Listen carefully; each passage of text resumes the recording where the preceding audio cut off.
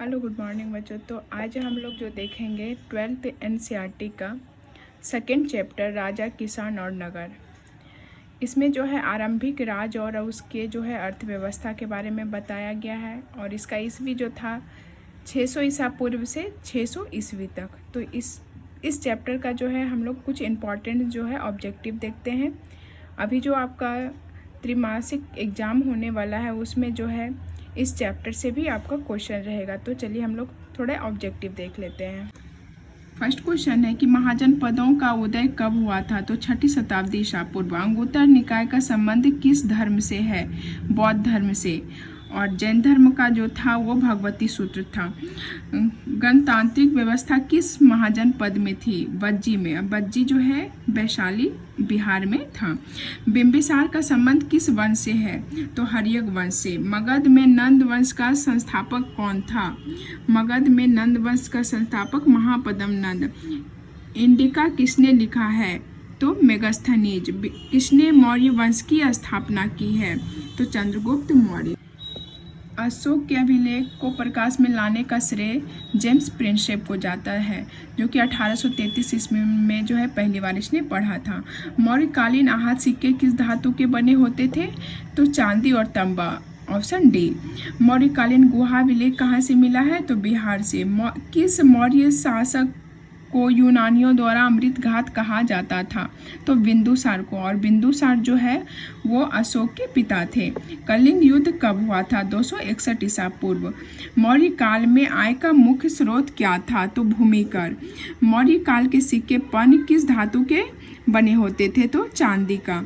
मौर्य काल में राजकीय कृषि का प्रधान कौन होता था? सीताध्यक्ष। कलिंग युद्ध की भीषणता का उल्लेख अशोक के किस अभिलेख में किया गया है? 13वें शिलालेख में। धर्म के प्रचार के लिए किसे महामात्र नामक पदाधिकारी नियुक्त किया? अशोक ने। मेगास्थनीज ने मौर्य काल के किस नगर के प्रशासन का वर्णन किया है? तो मेगास्थनीज ने जो है पाटलिपुत्र के प्रशासन के बारे में वर्णन किया है।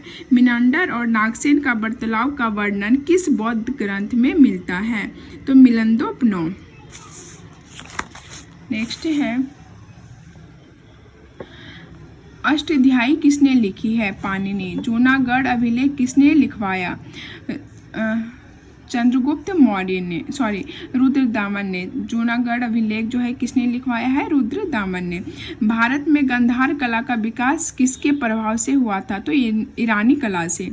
शक संबंध का आरंभ कब हुआ था? 78 ईसा पूर्व। कनिष्क के संरक्षण में चौथी बौद्ध संगीति कुंडलवन, और ये कुंडलवन कश्मीर में है। चौथी बौद्ध संगीति जो है कुंडलवन कश्मीर में हुई थी। नेक्स्ट है कि दक्कन में मौर्य साम्राज्य के अवशेषों का किसका उदय हुआ? तो दक्कन में मौर्य साम्राज्य के अवशेषों पे सातवाहन वंश का जो है उदय हुआ था। भूमि अनुदान की प्रथा किस काल में आरंभ हुई? तो सातवाहन काल में जो है भूमि अनुदान की प्रथा पहली बार चालू हुई थी। हाथी गुफा अभिलेख का संबंध किस राजा से है? तो खारवेल से। सातवाहन शक्ति का पुनर्स्थापना किसने किया था? गौतमीपुत्र सतकर्णी। सातवाहन वंश का सबसे शक्तिशाली राजा जो है वो गौतमीपुत्र सतकर्णी को ही माना जाता है। संगम साहित्य की रचना किस भाषा में हुई? तमिल भाषा में। सूती वस्त्र उद्योग के लिए कौन प्रसिद्ध था? उरयूर। थैंक यू, धन्यवाद।